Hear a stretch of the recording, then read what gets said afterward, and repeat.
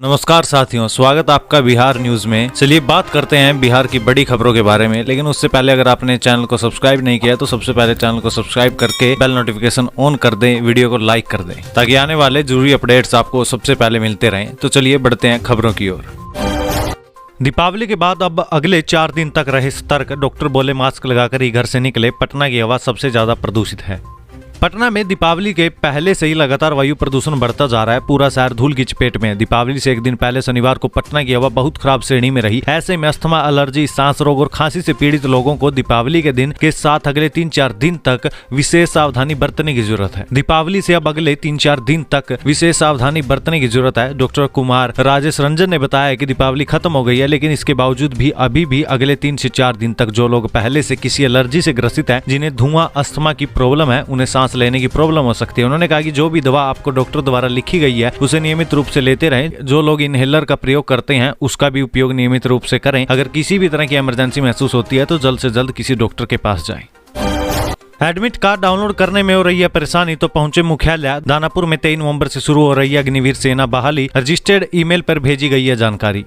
23 नवंबर से क्षेत्रीय सेना भर्ती कार्यालय बिहार झारखंड के द्वारा अग्निवीर सेना बहाली की रैली शुरू हो रही है। इसको लेकर सारी तैयारियां पूरी कर ली गई है। ऑनलाइन सामान्य परीक्षा पास करने के बाद से शॉर्ट लिस्टेड कैंडिडेट को 23 अक्टूबर को इसकी अधिसूचना दानापुर भर्ती निदेशक कर्नल मेहता के आलोक ने उनके प्रवेश पत्र में पंजीकृत ईमेल आईडी पर भेज दी गई है। उम्मीदवार को प्रवेश पत्र पर दी गई तिथि, समय और बताए गए स्थान पर उपस्थिति दर्ज करनी होगी। ऐसे में जिन अभ्यर्थियों को एडमिट कार्ड डाउनलोड करने में किसी भी प्रकार की परेशानी का सामना करना पड़ रहा है, वह उम्मीदवार दानापुर सेना भर्ती मुख्यालय से सुबह 10 बजे से लेकर दोपहर 1 बजे तक संपर्क कर सकते हैं। उम्मीदवार को किसी भी तरह की परेशानी हो रही है, समस्या का निपटारा कर दिया जाएगा। इस रैली में भाग लेने में किसी तरह की कोई परेशानी न हो, इसके लिए सेना भर्ती मुख्यालय हर संभव मदद करने के लिए तत्पर है। ड्रिप से सिंचाई करने वाले किसानों को निजी नलकूप लगाने पर मिलेगा अनुदान, ऑनलाइन करना होगा आवेदन। सूक्ष्म सिंचाई योजना के अंतर्गत हर खेत तक पानी के लिए उद्यान निदेशालय की विभिन्न योजनाओं का लाभ किसानों को दिया जा रहा है, ताकि किसान एक एक बूंद पानी से फसलों की सिंचाई कर सके। फसलों की ड्रिप से सिंचाई करने वाले किसानों को निजी नलकूप योजना का लाभ दिया जा रहा है। निजी नलकूप लगाने वाले किसानों को 40,000 का अनुदान दिया जा रहा है। इस संबंध में उद्यान पदाधिकारी सूरज कुमार ने बताया कि जिले के वैसे किसान जो ड्रिप व मिनी स्प्रिंकलर पद्धति से सिंचाई करते हैं, उन्हें निजी योजना का लाभ दिया जाएगा। योजना का लाभ लेने के लिए किसानों को विभाग के पोर्टल पर ऑनलाइन आवेदन करना होगा। उन्होंने कहा कि योजना के तहत 40,000 का अनुदान दिया जाएगा। किसानों को 160 फीट बोरिंग करानी होगी। मिलने वाली अनुदान राशि 25,000 बोरिंग के जबकि 15,000 मोटर के लिए दी जा रही है। इसके अलावा सामूहिक नलकूप लगाने पर लघु एवं सीमांत किसानों को ड्रिप सिंचाई के साथ साथ न्यूनतम 1 एकड़ समूह के कम से कम 2 किसानों को 80% अनुदान पर शर्तों के साथ सामूहिक नलकूप दिया जाएगा।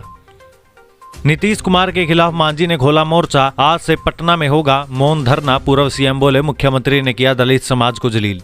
बिहार के पूर्व मुख्यमंत्री जीतन राम मांझी अब सीएम नीतीश कुमार के खिलाफ मौन धरने पर बैठने वाले हैं। उन्होंने सोमवार को इसका ऐलान किया। नीतीश कुमार ने बीते दिनों विधानसभा में मांझी के साथ तू तड़ाक से बात की थी और यहां तक कह दिया था कि मांझी को सीएम बनाना उनकी सबसे बड़ी मूर्खता थी। नीतीश कुमार ने जिन शब्दों का प्रयोग किया उससे आहत होकर पूर्व सीएम ने अब मौन धरने का फैसला कर लिया है। जीतन राम मांझी ने सोशल मीडिया प्लेटफॉर्म एक्स पर लिखा, मेरे अपमान के सारे पूरे दलित समाज को जलील करने वाले मुख्यमंत्री नीतीश कुमार के खिलाफ आज 14 नवंबर को सुबह 11:30 बजे पटना उच्च न्यायालय के निकट अम्बेडकर स्मारक पर एक मौन प्रदर्शन का आयोजन किया गया है, जिसमें सभी संगठनों के साथ साथ मैं भी उपलब्ध रहूंगा। जय बिहार।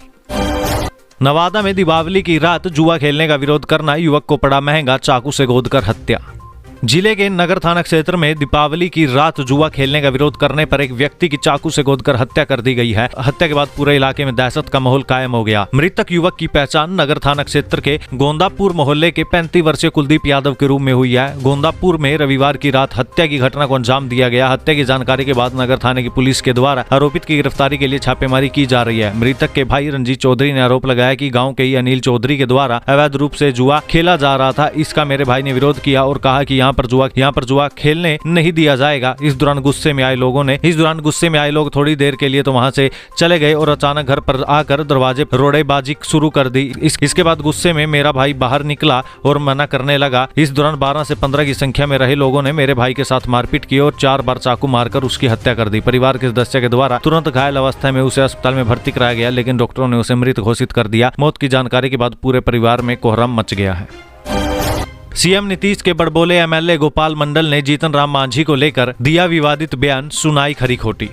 बिहार के मुख्यमंत्री नीतीश कुमार के बड़बोले गोपालपुर से जेडीयू विधायक नरेंद्र कुमार नीरज उर्फ गोपाल मंडल ने फिर से एक विवादित बयान देकर चर्चा का विषय बन गए हैं। उन्होंने इस बार पूर्व मुख्यमंत्री जीतन राम मांझी पर जमकर निशाना साधा। उन्होंने पूर्व मुख्यमंत्री जीतन राम मांझी को लेकर विवादित बयान देते हुए रविवार को कहा कि वे नीतीश कुमार से ज्यादा उम्र के हैं, उनकी खोपड़ी ढीली हो गई है, दिमाग खराब हो गया है, उनका दिमाग काम नहीं करता। वह राजनीतिक क्षेत्र में थे लेकिन अब नहीं है, वह इस क्षेत्र में चलने लायक भी नहीं है, वह सिर्फ इधर उधर दिखावे के लिए उछल कूद करते रहते हैं। गोपाल मंडल ने कहा कि जब जीतन राम मांझी मुख्यमंत्री थे तो मैं उनसे मिलने भी उनके कार्यालय नहीं गया था। वहीं उन्होंने नीतीश कुमार के दिए गए सेक्स ज्ञान पर कहा कि अगर नीतीश कुमार बायोलॉजी की भाषा में या अंग्रेजी में वह सब कुछ समझाते तो शायद इतना विवाद नहीं होता। वह सीधे तौर पर लोगों से जो सारी बातें जनसंख्या रोकने के लिए कही है, जैसे उसे लोग दूसरे एंगल से देखकर उनकी छवि खराब करना चाहते हैं। साथ ही उन्होंने बताया कि मुख्यमंत्री नीतीश कुमार को जब भी खाना दिया जाता है तो उसकी जांच पड़ताल की जाती है, उनके खाने में कोई भी गलत चीज नहीं डाल सकता।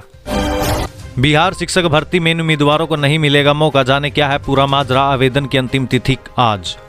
बिहार में सरकारी टीचर की नौकरी तलाश रहे युवाओं के लिए गुड न्यूज है। प्रदेश में अब हर साल इन पदों पर बहाली की जाएगी। इसको लेकर बीपीएससी के चेयरमैन अतुल प्रसाद ने एक ट्वीट किया था। ट्वीट के अनुसार इन पदों के लिए हर साल अगस्त के महीने में भर्ती परीक्षा आयोजित की जाएगी। उन्होंने आगे कहा कि जो भी उम्मीदवार सीटेट, बीएड, डीएलडी के अपीयरिंग में है वे टीचर भर्ती के दूसरे चरण में अप्लाई करने के योग्य नहीं माने जाएंगे। उन्हें आवेदन के लिए अनुमति देने की कोई योजना नहीं है। बता दें कि सीटेट 2024 जनवरी के लिए आवेदन प्रक्रिया शुरू हो चुकी है। इसके आवेदन करने की अंतिम तिथि 23 नवंबर है। सीटेट 2023 की परीक्षा 21 जनवरी को आयोजित की जाने वाली है। वहीं बिहार में शिक्षक भर्ती के लिए अपीयरिंग कैंडिडेट्स को आवेदन करने का मौका नहीं दिया है। ऐसे में उम्मीदवार जो भी अपीयरिंग में है वे बिहार शिक्षक भर्ती के दूसरे चरण के लिए अप्लाई नहीं कर सकते। वहीं बीपीएससी से बीएड व डीएलडी अपीयरिंग कैंडिडेट्स आवेदन करने की अनुमति देने के लिए अनुरोध कर रहे हैं। अब इससे पहले बिहार एस्टेट की परीक्षा आयोजित की जाएगी।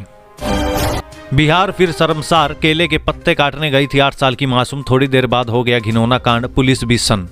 बिहार के बेगूसराय से एक शर्मसार करने वाली खबर सामने आई है। यहाँ दरिंदों ने 8 साल की मासूम बच्ची का रेप कर उसकी दर्दनाक हत्या कर दी। आरोपियों ने घटना को उस वक्त अंजाम दिया जब बच्ची सुबह सुबह केले के पत्ते काटने गई थी। आरोपी उसे घसीट कर कहीं और ले गए और फिर उसके साथ दरिंदगी की। इस हत्या के बाद पूरे जिले में हड़कंप मच गया। घर वालों और अन्य लोगों ने मामले को लेकर जमकर हंगामा किया। बच्ची के परिजनों का रो रो कर बुरा हाल है परिवार में। घटना को लेकर बच्ची के मामा ने बताया कि मासूम बच्ची अपने ननिहाल में थी। 13 नवंबर को सुबह वह केले का पत्ता काटने के लिए बगान में गई थी। जब वह काफी देर तक नहीं लौटी तो मैं उसकी तलाश करने के लिए गया। काफी देर तक ढूंढने के बाद भी जब वह नहीं मिली तो मैं वापस घर आ गया। इसके बाद मेरी बहन यानी बच्ची की माँ उसे तलाश करने बगान की तरफ गई। थोड़ी देर बाद वह भी लौट आई। इसके बाद परिवार के कुछ लोग एक साथ उसे ढूंढने गए तो थोड़ी दूर उसकी लाश मिली। उसे देखकर हमारे तो होश ही उड़ गए। युवती के मामा ने बताया कि मासूम बच्ची की निर्मम तरीके से गला दबाकर हत्या की गई है। उसके चेहरे पर गले पे खून के दाग हैं। हमारी मासूम बच्ची के साथ पहले गलत किया गया, उसके बाद उसकी जान ले ली गई। बच्ची की लाश देखकर घर वाले बेसुध हो गए। उन्होंने अन्य लोगों के साथ मिलकर हंगामा मचा दिया। वहीं इस घटना की सूचना मिलते ही पुलिस भी चौंक गई। मुफस्सिल थाना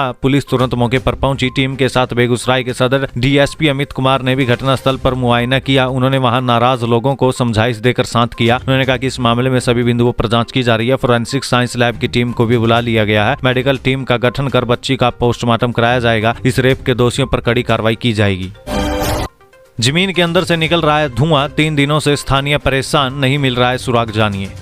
बिहार के गोपालगंज जिले में जमीन के अंदर से निकल रहा धुआं चर्चा का विषय बना हुआ है। स्थानीय लोगों की माने तो पिछले 3 दिनों से धुआं निकल रहा है। किसी अनहोनी का डर बना हुआ है। प्रशासन भी लापरवाही बरत रहा है। गोपालगंज जिला के जनता सिनेमा के पास सड़क किनारे से धुआं निकल रहा है। पहले तो लोगों को लगा कि ऐसे ही कुछ जलने से धुआं निकला होगा, बाद में बुझ जाएगा, लेकिन पिछले 3 दिनों से लगातार निकल रहे धुएं से इलाके में कौतूहल बना हुआ है। जनता सिनेमा के पास के दुकानदार और निवासियों का कहना है कि धुआं का ओरिजिन क्या है, क्यों निकल रहा है, इसकी अभी तक कुछ भी जानकारी नहीं मिल पा रही है। कभी कम और कभी ज्यादा धुआं निकल रहा है। वहीं धुएं से बहुत तेज बदबू भी आ रही है। स्थानीय लोग धुएं का रहस्य जानने की कोशिश में लगे हुए हैं। स्थानीय लोगों का कहना है कि धुएं से निकल रही बदबू की वजह से सांस लेना बहुत मुश्किल हो रहा है। पहले कभी भी इस तरह जमीन के अंदर से धुआं नहीं निकला था। ये पहली बार है कि जमीन के अंदर से धुआं निकल रहा है। पहले कम निकल रहा था, अब धीरे धीरे धुआं बढ़ता ही जा रहा है। वहीं कुछ लोगों ने कहा कि लगातार निकल रहे धुएं की सूचना डायल 112 को दी गई। टीम मौके पर पहुंची लेकिन कोई खास कार्रवाई नहीं की। धुआं निकलता देखने के बाद वापिस चली गई। लगातार धुआं निकलने की वजह से इलाके में डर का माहौल है।